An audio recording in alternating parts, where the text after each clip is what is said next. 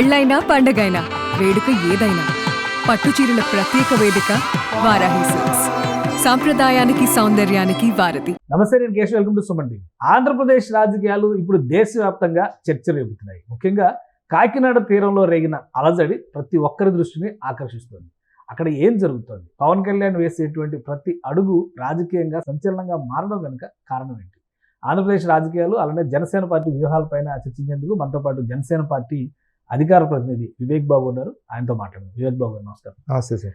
ఏంటి, ఆంధ్రప్రదేశ్లో మామూలుగా కూటమి ప్రభుత్వం ఏర్పడిన తర్వాత పరిస్థితులన్నీ కూడా కొంత రాజకీయంగా సర్దుబాటు అవుతాయి అనుకున్నారు. బట్ ప్రతి రోజుకు ఒక ట్విస్ట్, రోజుకు ఒక హడావుడి నడుస్తుంది. ఒక పరాకాష్ట. ఆయన నేరుగా షిప్లోకి వెళ్ళేటువంటి ప్రయత్నం చేయడం, తర్వాత జరిగినటువంటి పరిణామాలు, ఇప్పుడు కొత్తగా సిఐడికి కంప్లైంట్, ఏకంగా అసలు పోర్టు తీసుకున్న విధానంలోనే అవకతవకలు జరిగినటువంటి విమర్శలు. ఏం జరుగుతుంది ఏపీలో? ఇవన్నీ లీగల్ సిస్టమ్ కానీ గవర్నమెంట్ మెకానిజం కానీ పనిచేస్తున్నాయా అనే సందేహాలు వచ్చేటువంటి అంశాలు ఇవి. అంటే సార్, ఒకటి ఏంటంటే ఎంతసేపు ఉన్నా మనం రాజకీయ కోణాలనే మాట్లాడుతున్నాం, కానీ కొన్ని వ్యవస్థల్లోకి వెళ్ళినప్పుడు నిజమైన లోటుపాట్లు, అంటే మనం గవర్నమెంట్ బయట ఉన్నప్పుడు సమస్యల గురించి మాట్లాడినప్పుడు చాలా తేలికగా, చాలా చులకనగా గత ప్రభుత్వం మాట్లాడింది. అయితే ఇప్పుడు మేము కూటమి ప్రభుత్వంలోకి అధికారం వచ్చిన తర్వాత కళ్యాణ్ గారు తన 5 శాఖలకు సంబంధించి, తర్వాత ఓవరాల్గా second highest position in the government as a deputy CM చూస్తున్నప్పుడు, ఆయన 5 శాఖలను బ్యాలెన్స్ చేసుకుంటూ మేజర్ ఇష్యూస్ ఇలాంటివి వచ్చినప్పుడు ఆయనకు వెళ్ళి చూసే రైట్ ఉంది. అలాగే వాటిలో తప్పులను సరిదిద్దాల్సిన బాధ్యత కూడా మా మీద ఉంటుంది. అయితే ఇది రాజకీయాలకు సంబంధించిన విషయం కాదని అనుకుంటున్నాను. దీన్ని ఒక పబ్లిక్ సంబంధించిన ఒక అకౌంటబిలిటీ, పబ్లిక్ వేలాది కోట్ల డబ్బులకు సంబంధించిన విషయం. సో దీన్ని మనం చాలా లార్జర్ పర్స్పెక్టివ్లో చూడాలి. 1 కోటి టన్నులు పైగా బియ్యాన్ని ప్రతి సంవత్సరం, ప్రతి నెల వెళ్తోంది షిప్ల ద్వారా. అది కూడా లీస్ట్ సెక్యూరిటీ ఉన్న జోన్ని సెలెక్ట్ చేసుకొని ఒక వ్యవస్థ నడుస్తోంది. అక్రమ బియ్యం రవాణాలో ఒక వ్యవస్థ నడుస్తుంది కొన్ని దశాబ్దాలుగా. ఎప్పుడైతే ఫ్రీ బియ్యం ఏదైతే వచ్చిందో అప్పటి నుంచి దీన్ని ఒక వ్యవస్థను రన్ చేసుకుంటూ, కేసులు తక్కువ, దాని మీద పట్టుబడితే తక్కువ కేసులు, చిన్న ఫైన్ల ద్వారా ఒకవేళ కేసు ప్రూవ్ అయినా కూడా చీటింగ్ కేసు. సో శిక్ష తక్కువ ఇన్వెస్ట్మెంటు. కారణం ఏంటి? ఇప్పుడు గవర్నమెంట్ మారిన మొదటి రోజు నుంచే మంత్రివర్గంలోకి వెళ్ళి శాఖలు కన్ఫర్మ్ అవగానే నాదెండ్ల మనోహర్ గారు రైట్స్ మొదలుపెట్టారు. చాలా చోట్ల బియ్యం పట్టుకున్నారు. మళ్ళీ కౌంటర్ గ్యారంటీ ఇచ్చి విడిపించేశారు. అవన్నీ డిస్ట్రిబ్యూట్ అయిపోయినాయి అని చెప్పని మళ్ళీ చెప్తున్నారు. ఇప్పుడు మళ్ళీ అక్రమంగా అక్కడ చాలా షిప్లో ఉన్నాయని చెప్తున్నారు. ఇదంతా పొలిటికల్ స్టంట్ అనే కోణంలో కనిపిస్తుందని ప్రజలు కూడా అనుకున్నారు కదా. నేరం జరిగితే శిక్ష ఉండాలి, దోషులు అనే వాళ్ళని పట్టుకోవాలి. ఇవి రెండు జరగట్లేదు. సో ఎలా నమ్మాలి? అదే అంటే ఇప్పుడు ఇందాక మీరు చెప్పినట్టు, ఒకటి మనకు ఆ వ్యవస్థలో దానికి సంబంధించిన శిక్ష, కేసుకు సంబంధించినది, ఈ అక్రమ రవాణాలకు సంబంధించినది తక్కువ శిక్షలు పడే కేసులు, చట్టాలు ఉన్నాయి. సో అది మనం ఫస్ట్ స్ట్రెంగ్తెన్ చేసుకోవాల్సిన అవసరం. నేను కళ్యాణ్ గారు అదే ముఖ్యమంత్రి గారితో భేటీకి సందర్భంగా దీన్ని మనం ఎలా స్ట్రెంగ్తెన్ చేయాలి, ఒకవేళ అక్రమ రవాణా జరిగితే మనం తీసుకోవాల్సిన చర్యలు. పాత్రదారులే అంటున్నారు కదా, ఇప్పుడు అన్ని పార్టీలకి వాటా ఉంది, దశాబ్దాలుగా జరుగుతుందని మీరే చెప్తున్నారు. అదే చెప్తున్నాను. ఇప్పుడు ఆ వాటాలు ఒకవేళ నిజంగా ఈసారి మాకు ఇచ్చిన మ్యాండేట్ ప్రకారము చంద్రబాబు గారు కూడా గతంలో లాగా లేరు, చాలా సీరియస్గా ఉన్నారు. ప్రభుత్వంలో పాటు ఎమ్మెల్యేలు, సొంత పార్టీ అయినా పరాయి పార్టీ అయినా ఎవరినైనా సరే, జమ్మలమడుగు ఘటన కావచ్చు, ఆర్టీపీపీ ఇద్దరిని పిలిచి మాట్లాడారు. ఆయన రాలేదు. తిరిగి వెంటనే కాల్ చేసి ఆపుకోకపోతే ఇమీడియట్ గా చర్యలు ఉంటాయని చెప్పారు.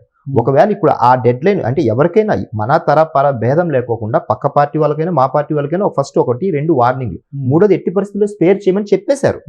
వివిధ మాధ్యమాల ద్వారా చెప్పారు, ఇంటర్నల్ మీటింగ్స్ చెప్పారు, క్యాబినెట్ లో చెప్పారు. సో అలాంటివి రాకుండా చూసుకోవాల్సిన ప్రతి ఒక్కరి మీద బాధ్యత ఉంది.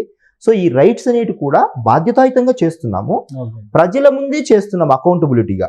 ఏది ఇక్కడ పలానా చోట తప్పు జరుగుతోంది, దీన్ని మనం రెక్టిఫై చేయాల్సిన బాధ్యత ఉంది. లైక్ హోమ్ మినిస్టర్ గారికి సంబంధించి కూడా గతంలో ఒకవేళ ఇలాంటి పొరపాట్లు జరిగితే నేను ఎందుకు తీసుకోవాల్సి వస్తుంది అని అన్నారంటే అదే కారణం. ప్రజల ముందరే ఆ బాధ్యతను పెడుతున్నాం, మేము ఓపెన్ గానే చేస్తున్నాం. ఒకవేళ తప్పు జరిగితే ఖచ్చితంగా మేము బాధ్యత తీసుకుంటాం. కుటుంబానికి చెందిన ఫ్యాక్టరీలు సీజ్ చేయడం, రొయ్యల శుద్ధి పరిశ్రమలు సీజ్ చేయడము, పదే ఆయన కుటుంబాన్ని టార్గెట్ చేస్తూ మాట్లాడడము, వేరే షిప్ ఉంటే దాన్ని వదిలేసి ఈ షిప్నే పట్టుకున్నారు అంటే కారణం ఏంటంటే ఆయన టార్గెట్ చేయడం. ఇది వైసీపీ నాయకులు పేరు నాని గారు కామెంట్ చేశారు, బొత్స ఇంకొక షిప్ లో అక్రమ రవాణా వెళ్తుందనే విషయం ఆయనకి ఎలా తెలిసింది? అంటే వాళ్ళ వాటాలు ఏమన్నా ఉన్నాయా? మేము మొదట ఒక షిప్కి వెళ్ళిన తర్వాత ఒకవేళ మాకు అవకాశం ఉంటే రెండో షిప్ కూడా వెళ్ళే వాళ్ళం, కానీ మాకు ఆ నిబంధనలు లేవు కదా. అందుకే కేంద్రాన్ని ఇంటర్ఫియర్ కూడా చేయాలనుకుంటాం. కేంద్రము ఏదైతే డెఫినెట్ గా అవుతుంది, ఎందుకంటే కళ్యాణ్ గారికి ఉన్న ఆ యొక్క ర్యాపో కావచ్చు, కేంద్ర ప్రభుత్వంతో జనసేన పార్టీ మింగిలైన విధానం. సో మేము కీ రోల్ పోషిస్తున్నాం ఈ సమయంలో. సో ఆయనకు కూడా వ్యక్తిగతంగా యాజ్ ఏ గవర్నమెంట్ సైడ్ నుంచి కూడా ఆయనకు ఒక క్రెడిబిలిటీ ఉంది. ఆ క్రెడిబిలిటీని తప్పకుండా హోంశాఖ కావచ్చు, ప్రధానమంత్రి గారు కావచ్చు కన్సిడర్ చేస్తారు. బికాజ్ ఎందుకు కన్సిడర్ చేస్తారని కూడా అడగచ్చు. క్రెడిబిలిటీ ఎందుకు ఉందంటే నిజాయితీ టువర్డ్స్ పబ్లిక్, ఏది స్వార్థం ఆశించుకోకుండా ఒక వ్యక్తి మంచి కావాలని కోరుకున్నప్పుడు టువర్డ్స్ పబ్లిక్ ఎలాంటి వాళ్ళైనా బెండ్ అవుతారు. ఇది నా నమ్మకమే కాదు, ప్రజలు నిరూపించారు కూడా. మాకు 21 సీట్లకు ఎందుకు ఇచ్చారంటే ఏమి స్వార్థం లేని మనిషి, ఖచ్చితంగా ప్రజలకు హెల్ప్ అవుతారు. కానీ ఇప్పుడు కొత్త టర్న్ తిరిగింది. ఇప్పుడు కేసు మీరు స్టార్ట్ చేసిన దగ్గర ఎక్కడ ఉంది, అక్రమ రవాణా దగ్గర స్టార్ట్ అయింది. ఇప్పుడు అసలు పోర్ట్ ఆయన సీజ్ ద షిప్ అన్నాడు, ఇక్కడ సీజ్ ద పోర్ట్ జరిగింది. పోర్ట్ బదలాయించిన విధానంలోనే లోపం ఉంది అనేటువంటి ఆరోపణ. ఇప్పుడు ఆ కేవీ రావు గారు ఇచ్చినటువంటి కంప్లైంట్ ప్రకారం చూస్తే మొత్తం గత ప్రభుత్వంలో వాళ్ళందరూ కొల్లుడయ్యారు, టార్గెట్ జగన్మోహన్ రెడ్డి అన్నట్టుగానే కంప్లైంట్ ఉంది. సో ఏం చెప్తారు, ఇందులో రాజకీయం ఉందా లేదా నిజంగా జరిగిందంటారా? అదే ఇప్పుడు మనకు బియ్యం అనేది ఉచితంగా ఎప్పుడైతే రూపాయికి ఉచితంగా వేయడం మొదలు పెట్టారో దాంట్లో ఇన్ని వేల కోట్ల ప్రాఫిట్ ఉంటుందని, ఇది ఒక తరగని గని, నిధి, వజ్రాల గని అనే విషయము మనకు చాలా లేట్గా ఒక్కొక్కటిగా అర్థమవుతుంది. ఇన్ని రోజులు అక్రమ రవాణా జరుగుతుంటుంది, ఏదో రెండు లారీలు పట్టుకున్నారని అనుకుంటున్నాం, కానీ రాష్ట్ర వ్యాప్తంగా ఉన్న అక్రమ రవాణా అంతా కాకినాడ పోర్టుకి ఎందుకు వెళ్తుంది? లెస్ సెక్యూరిటీ, సేఫ్ గేమ్ ఆడొచ్చు, వేల కోట్ల డబ్బు, నెలలో వేల కోట్ల డబ్బు. సో ఇదంతా ఒక వ్యక్తి ఆ పరిసర ప్రాంతాల్లో ఉమ్మడి తూర్పుగోదావరి జిల్లాల్లో ఉన్న అన్ని రైస్ మిల్లర్ల అసోసియేషన్కి సంబంధించిన ద్వారంపూడి తమ్ముడు, మెంబరు, బోర్డు డైరెక్టర్, సో వీళ్ళందరూ కలిపి కొన్ని ఏళ్లగా చేస్తున్న వ్యాపారము. ఇందులో ఖచ్చితంగా తాడేపల్లికి వాటా లేకపోతే, తాడేపల్లి ప్యాలెస్కి వాటా లేకపోతే అంత ఈజీ యాక్సెస్తో అన్ని వేల కోట్ల వ్యాపారం జరగదు, అన్ని లక్షల టన్నుల వ్యాపారం, కోటి టన్నుల వ్యాపారం జరగదు ఎట్టి పరిస్థితుల్లో. సో ఎవరి వాటా వాళ్ళకి వెళ్తుంది కాబట్టి దీన్ని మొదలుపెట్టి అంత ఈజీగా మొదలు పెట్టలేదు మా అధినేత. 2 నెలల కిందటే వస్తానన్నారు. ఇది ప్రజల డబ్బు. అంతిమంగా మేము బాధపడేది ఏంటంటే ప్రజల డబ్బు. అదే ఇప్పుడు నేను అడిగేది కూడా అదే. షర్మిల గారు ఒక ట్వీట్ చేశారు, మీరు అంత అరాచకం జరిగింది, ఎంత అరాచకం జరిగింది, అప్పుడు అరాచకాలు జరిగితే ఇప్పుడు ఎందుకు సరి చేయట్లేదు, ఒక కేసు లేదు, ఒక అరెస్ట్ లేదు, ఎక్కడ సరి చేసిన లేదు, కబ్జాలు చేశారు, ఏ కబ్జాని మీరు సరి చేయలేదు, ఎందుకు చేయలేదు, ఒక పెద్ద ట్వీట్ చేశారు ఆమె. అంటే నేను అదే చెప్తున్నాను, 5 months టైంలో ఒక్కొక్క దాంట్లో తవ్వే కొద్దీ వస్తూనే ఉన్నాయి. ఇంకొకటి ఏంటంటే నేను ఇందాక చెప్పినట్టు ప్రతి దానికి ఆ యొక్క లా సిస్టమ్ ఏదైతే ఉందో దాన్ని స్ట్రెంథెన్ చేయాలి. ఇదే లా సిస్టమ్ లాస్ట్ గవర్నమెంట్ కూడా హ్యాండిక్యాప్ చేసి ఉండొచ్చు కదా. అదే చెప్తున్నాను, దాన్ని ముందు మనం స్ట్రెంథెన్ చేసుకోవాల్సిన, క్యాబినెట్ లో చర్చించి దీనికి ఏ టైప్ ఆఫ్ శిక్షలు విధించాలి, ఈ స్ట్రెంథెన్ చేయాలంటే కేంద్ర ప్రభుత్వంతో కేవలసిన చట్టం ఏదన్నా ఉందా, వాళ్ళ అసిస్టెన్స్ తీసుకోవాల్సిన అవసరం ఏమన్నా ఉందా. ఇప్పుడు ఈ పోర్టుకు సంబంధించిన విషయమే తీసుకోండి, కస్టమ్స్ వాళ్ళు, పోర్ట్ అథారిటీ వాళ్ళు, ఈ 2 మాత్రమే ఏదైనా చేయగలిగిన సత్తా ఉన్నప్పుడు, ఆ 2 వ్యవస్థలు మన కంట్రోల్లో లేనప్పుడు 20 మంది 15 మంది సెక్యూరిటీ ఉన్న వాళ్ళు 2220 ఎకరాలకు సంబంధించిన పోర్ట్ ఏరియాలో 10-20 మంది సెక్యూరిటీ అంటే మీరు ఇమాజిన్ చేయండి. మనకు ఆఫ్రికన్ నేషన్స్ నుంచి వచ్చే మొత్తం నార్కోటిక్స్ అంతా ఇలాంటి చోటు నుంచి రావచ్చు. దాడులు చేయడానికి పోర్ట్ ఏరియా చాలా ఈజీ యాక్సెసిబుల్. సో అలాంటి చోటు ఇంత లెస్ సెక్యూరిటీ పెట్టినప్పుడు మనం దీన్ని ఏ కోణంలో చూడాలనేది సెంట్రల్ గవర్నమెంట్కి మొన్న వెళ్ళినప్పుడు కళ్యాణ్ గారు ఇచ్చిన నివేదికలో ఒక భాగంగా అయింది. సో ఇది వీటిని అన్నిటిని మనం ఆల్ నైట్ చేసేది కాదు, ప్రతి వ్యవస్థను బలోపేతం చేసుకొని మనం ఒక సిస్టమ్ను స్ట్రెంథెన్ చేసినప్పుడు ప్రజలకు అల్టిమేట్ గా దాని ఫలాలు రానున్న రోజుల్లో వస్తాయి. సో ఎవరెవరు ఏమేమి తప్పులు చేశారనేది తవ్వుతున్నాం, తవ్విన తర్వాత వాటిని సెగ్రిగేట్ చేస్తున్నాం. సెగ్రిగేట్ చేసిన తర్వాత లా యాక్షన్ అనేది స్టెప్ బై స్టెప్. ఊరికే అరెస్ట్ చేసాము, బెయిల్ మీద వచ్చేస్తారు 14 రోజులకు, అది కాదు కావాల్సింది. అరెస్ట్ చేస్తే పక్క ఆధారాలతో చేయాలి, వాళ్ళను శాశ్వతంగా ఏవైతే వాళ్ళ ఆస్తులు సీజ్ చేయడమో, ప్రజలకు ఇన్ని రోజుల నుంచి చేసిన ఏదైతే దోపిడీ ఉందో దాన్ని కూడా మనం వెనక్కి తీసుకొని ప్రజలకు అప్పచెప్పాలి, ప్రజల డబ్బుని. సో ఆ వేలో వెళ్తుంది అనమాట. ఇప్పుడు అంటే ఒక్కొక్కటి సెట్ చేసుకుంటూ వస్తారు. అవును, రామ్ గోపాల్ వర్మ దగ్గర నుంచి సోషల్ మీడియా వారియర్స్ వరకు ప్రతి ఒక్కరి మీద కేసులు అని ఒక అలజడి వాతావరణం ఉంది రాష్ట్రంలో అని విపక్షం ఆరోపిస్తుంది. దానికి తగ్గట్టుగానే రకరకాల వార్తలు వస్తున్నాయి. ఒక 2-3 అరెస్ట్ అయ్యారు. రామ్ గోపాల్ వర్మ, పోసాని కృష్ణమురళి, శ్రీరెడ్డి, వీళ్ళ ఉదంతం కూడా గత 15 రోజులుగా చాలా హడావుడి జరిగింది. అక్కడ వచ్చిన ఇబ్బంది ఏంటి? రాత్రికి రాత్రి జగన్మోహన్ రెడ్డి గారి గవర్నమెంట్ లో అరెస్టులు జరిగిపోయాయి. ఓకే. పెద్ద పెద్ద లీడర్స్ని, మాజీ మంత్రుల్ని గోడ దూకి వెళ్ళి మరీ పట్టుకొచ్చేసారు. సిట్టింగ్ ఎంపీని రాత్రి రాత్రి తీసుకెళ్ళిపోయారు. కానీ ఇప్పుడు తప్పు చేశారు అని ఒకవైపు గవర్నమెంట్ నుంచి స్టేట్మెంట్స్ వస్తాయి, గవర్నమెంట్లో అంటే కూటమి లీడర్స్ నుంచి స్టేట్మెంట్స్ వస్తాయి, కానీ చర్యలు ఎక్కడా కనిపించట్లేదు. అదే రాంగోపాల్ ఓపెన్గా చెప్పాడు, నన్ను ఎవరో అరెస్ట్ చేయడానికి రాలేదు, నోటీసులు ఇచ్చారు, నేను జూమ్లో అయితే ఇంట్రాగేషన్కి రెడీ అని చెప్పని అన్నాను, అదే విచారణకు రెడీ అన్నాను అని చెప్పని ఆయన చెప్తున్నారు. సో ఎక్కడ ఏం జరుగుతుంది? ఇంకా ఈ సర్దుబాట్లు ఏవి సెట్ కాలేదా 5 నెలలైనా? అంటే మీకు ఈ కేసు అర్థం కావాలంటే RRR గారి కేసు తెలియాలి. అప్పుడు మనకు బిఎన్ఎస్ లేదు, అప్పుడు ఐపీసీ సిఆర్పిసినే ఉన్నాయి. ఐపీసీ కంటే బిఎన్ఎస్ పవర్ఫుల్ అండ్ పవర్ఫుల్, అదే చెప్పబోతున్నాను. అప్పుడు ఆయన ఫ్రైడే అరెస్ట్ చేశారు. ఆయన 2021 మే 14th ఆయన బర్త్డే రోజు మధ్యాహ్నము కేసు ఇంకా బుక్ చేయకముందే గుంటూరు నుంచి పోలీసులు బయలుదేరారు. 7 o'clock గుంటూరు నుంచి పోలీసులు బయలుదేరారు. 9 o'clock ఆయన మీద కేసు రిజిస్టర్ అయింది. 11 o'clock ఇక్కడికి వచ్చారు, అరెస్ట్ చేశారు. కోర్టు సరెండర్ చేయాల్సింది ఫ్రైడే ఈవినింగ్ లోపల అరెస్ట్ చేసి కోర్టు సరెండర్ చేయాలి జడ్జి ముందర. ఫ్రైడే కాబట్టి ఈవినింగ్ లోపల వెళ్ళారు, కోర్టు క్లోజ్ అయిపోయింది టైము, ఇంట్రాగేషన్ అంటూ తీసుకెళ్లిపోయారు. ఆ 2 రోజులు సాటర్డే సండే కోర్టు ఉండదు, తిరిగి మండే కోర్టులో ప్రొడ్యూస్ చేయాలి. సో ఆయన ఆ 2 రోజులు టార్చర్ పెట్టారు. సో క్లియర్ గా అక్కడ వాళ్ళు ఏంటంటే వైలేషన్ చేశారు, వాంటెడ్ గా ఆయన కొట్టాలని 3rd degree చేసి వాళ్ళ ఆనందాన్ని తీర్చుకున్నారు. అయితే వేరే ఇక్కడికి వచ్చేసరికి ఏమవుతుందంటే చట్ట ప్రకారం 41 నోటీసులు ఇచ్చి సర్వ్ చేసి 41A ప్రకారం నోటీసులు సర్వ్ చేసి ఆయన విచారణకు పిలిచారు. విచారణకు పిలిస్తే ఏమన్నారు, నాకు ఆప్షన్ ఉంది, నాకు వీడియో కాల్ ద్వారా చేసే ఆప్షన్ ఉంది అని. సో అది non bailable case. So bailable case non bailable అయినప్పుడే వితౌట్ 41A లేదా డైరెక్ట్ అరెస్ట్ చేసే అధికారం ఉంటుంది. సో ఈ సెక్షన్స్ ఏవైతే ఉన్నాయో వీళ్ళకి ఇంకా బలమైన చట్టం కావాలనేది ఒకటి. రెండో పాయింట్ వచ్చేసి నార్మల్ ఇంట్రాగేషన్ కూడా పిలవడానికి ప్రొసీజర్ ప్రకారం వచ్చినా కూడా ఆయన సహకరించట్లేదు. ఇవి 2 విషయాలు కోర్టు దృష్టికి తీసుకెళ్ళి పవన్ కళ్యాణ్ గారు క్లియర్ గా చెప్పారు కదా, ఈ రకరకాలుగా ఫ్యామిలీని, కుటుంబంలో ఉన్న ఆడపిల్లల్ని కూడా టార్గెట్ చేసి చేస్తున్న వాళ్ళపైన మీరు ఎందుకు చర్యలు తీసుకోండి అంటే చట్ట ప్రకారం చర్యలు తీసుకోవడానికి ఇంత ప్రొసీజర్ ఉన్నప్పుడు చట్ట ప్రకారం అదే చెప్తుంది, చట్ట ప్రకారం ఉన్న శిక్షలు వీళ్ళు చేసిన దానికి సరిపోవట్లేదు. 3 years 4 years బెయిలబుల్ కేసెస్. ఇప్పుడు అతను ఎందుకు ఇంత విర్రవీగిపోయాడు అని చెప్పడానికి మీకు చూపిస్తాను చూడండి. ఇది వైసీపీకి సంబంధించిన ఒక ఆడియో ఫంక్షన్ జరిగితే మొత్తం క్యాబినెట్, సగం క్యాబినెట్ ఆ రోజు అటెండ్ అయింది. వ్యూహం సినిమాకి పోయిన సంవత్సరం సగం క్యాబినెట్ ఎందుకు అటెండ్ అయింది? వాళ్ళకి ఏమీ లేకుండానే అటెండ్ అయ్యింటారా?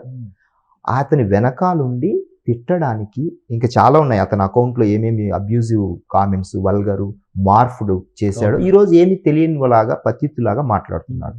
సో బిఎన్ఎస్ లో ఇలాంటి వాటిని, ఈ మార్ఫింగ్ చేసిన వాటిని, ఇలాంటివి చేసిన వాళ్ళపైన కఠిన చర్యలు తీసుకోవడానికి ఏమి చట్టం లేదా? ఐపీసీనే పవర్ఫుల్లా ఈ విషయంలో బిఎన్ఎస్ కంటే? బిఎన్ఎస్ పవర్ఫుల్లే, కానీ కొంచెం అమెండ్మెంట్ చేయాలి, దానికి కేంద్రం నుంచి కూడా సహకారం తీసుకోవాలి. సో దట్ అది నాన్ బెయిలబుల్ అవుతుంది. more than 7 years అయితే వితౌట్ నోటీస్ అరెస్ట్ చేయొచ్చు. కానీ ఏదైతే అబ్యూజివ్ కంటెంట్, మార్ఫుల్ కంటెంట్ రాస్తున్నారో మేము వాటిని తనాపరా భేదం లేకోకుండా అందరినీ అరెస్ట్ చేయాలనే ఉద్దేశంతో ఉన్నాము. అయితే ఈ యొక్క వ్యక్తులు ఎవరైతే ఉన్నారో గత 5 ఏళ్ల పాటు మా అధినేతను, లేకపోతే సాక్షాత్తు పుట్టుకల గురించి ఒక మాజీ ముఖ్యమంత్రి గారి కుమారుడిని, వారి ఇంట్లో ఆడవాళ్ళను సందర్భం లేకుండా అసెంబ్లీ సాక్షిగా చేసిన వాళ్ళని ఎలా ఎగ్జామ్ చేస్తాం? ఖచ్చితంగా శిక్షలు పడాలనా?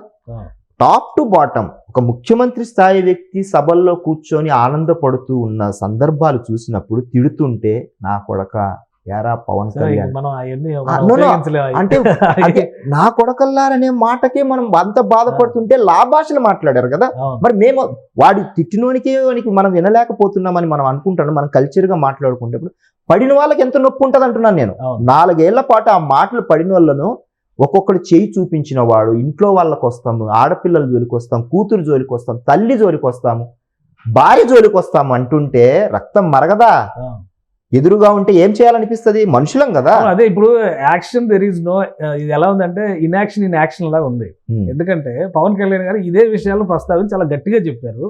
బట్ దాని మీద ఫాలో అప్ లో చూసినప్పుడు ఎక్కడా కూడా పవన్ కళ్యాణ్ గారి అభిమానులు కూడా జీర్ణించుకున్న స్థాయిలో లేదు యాక్షన్. అది హడావుడు ఉంది కానీ అంటే నేను చాలా సందర్భాల్లో చెప్పాను, ఇది మాకు ఇదొకటే కాదు, ఇది జరుగుతూనే తప్పులకు శిక్షలు విధిస్తూనే అదొక ప్రొసీజర్గా జరుగుతూనే ముఖ్యంగా ఏం పెట్టుకున్నామంటే 164 మ్యాండేట్ ఎందుకు ఇచ్చారు?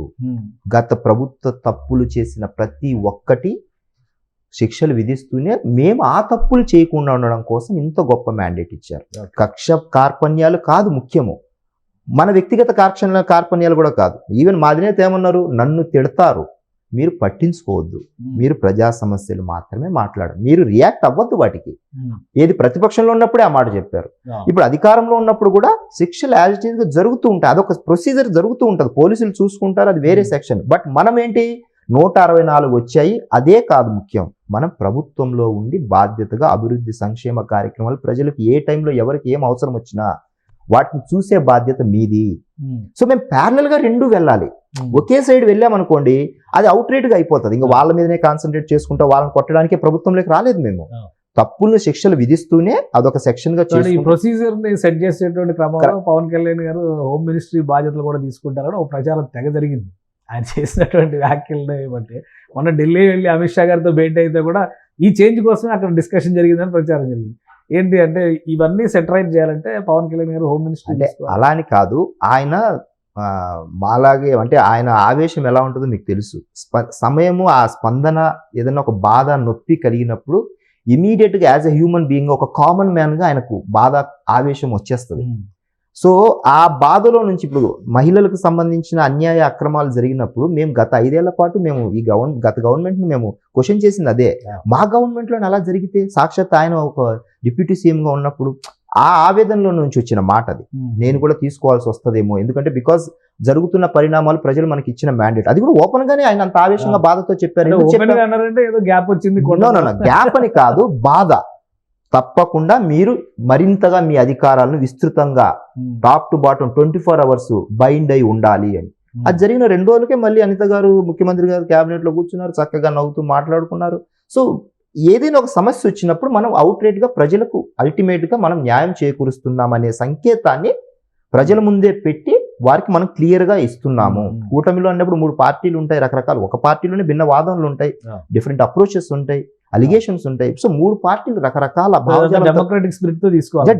డెఫినెట్ గా ఇప్పుడు అన్ని ప్రజల ముందరే మేము పెడుతున్నాం.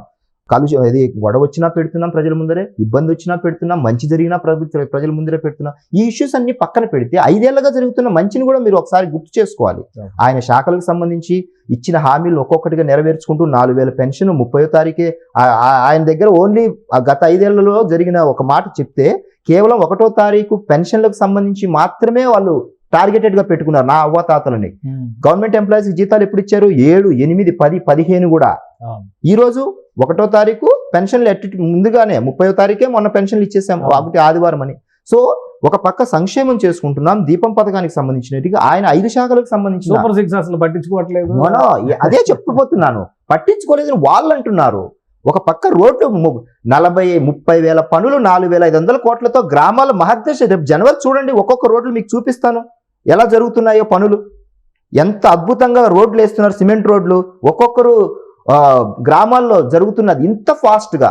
మా అధినేత నోటీస్కి వచ్చిన ఏదైనా జనవాణి కార్యక్రమం కావచ్చు, ఆయన వ్యక్తిగతంగా రిప్రజెంటేషన్ ఇచ్చినట్టు కావచ్చు, లేకపోతే అధికారుల నోటీసులకు తీసుకొచ్చిన విషయాలు ఏవైతే ఉన్నాయో ఒక టీం పనిచేస్తుంది నిరంతరాయంగా. లోకేష్ గారి టీం అఫీషియల్ గా టీం పనిచేస్తుంది, ముఖ్యమంత్రి కార్యాలయం నుంచి పేషి పనిచేస్తుంది.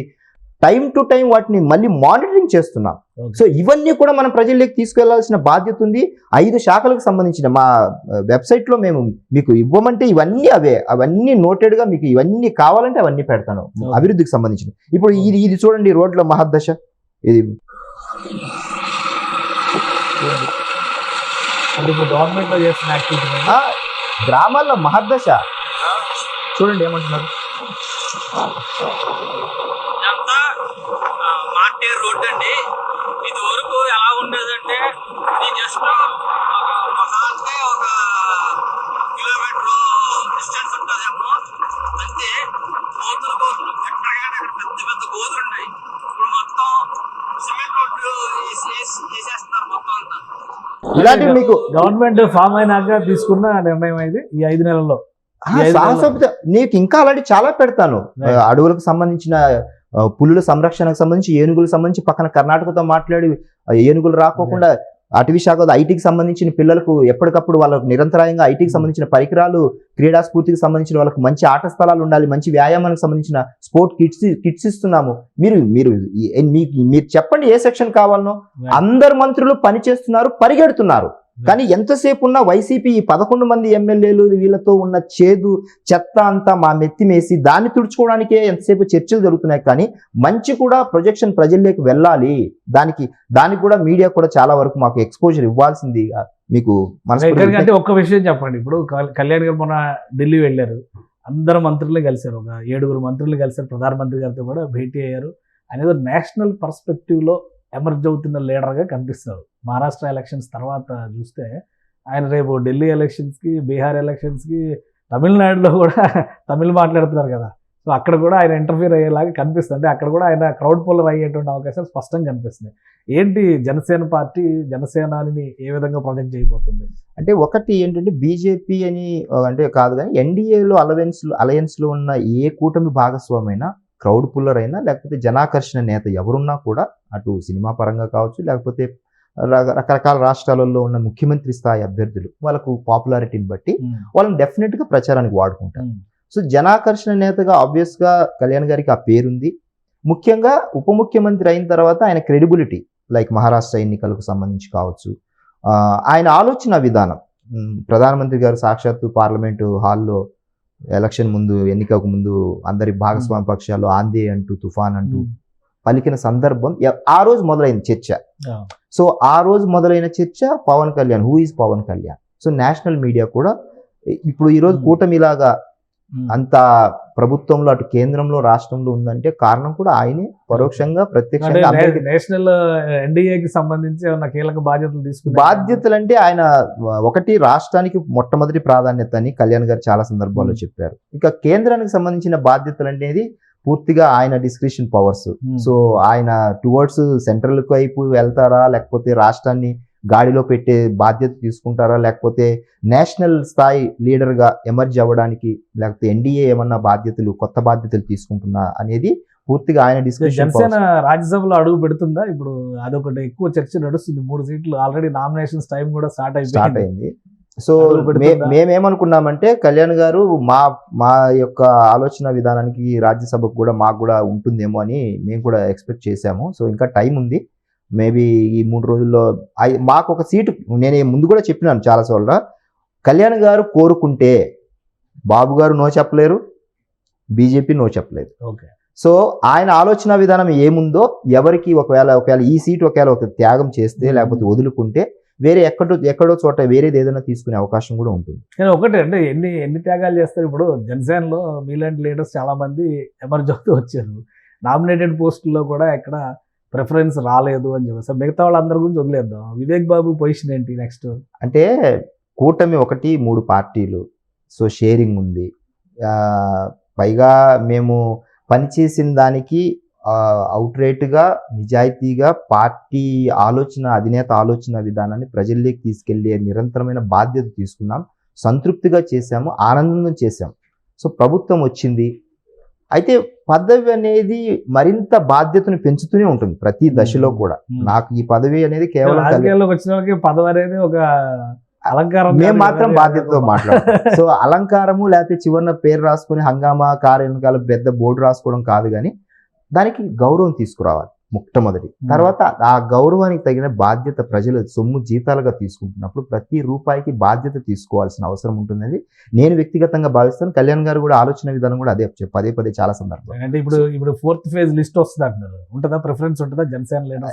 ఇంకా ఆయన ఆలోచనలో మనం పేరుండి ఈయనకి కొత్తగా నీకు ఈ బాధ్యతలు ఇస్తున్నాను తీసుకో అంటే డెఫినెట్ గా తీసుకుంటాము.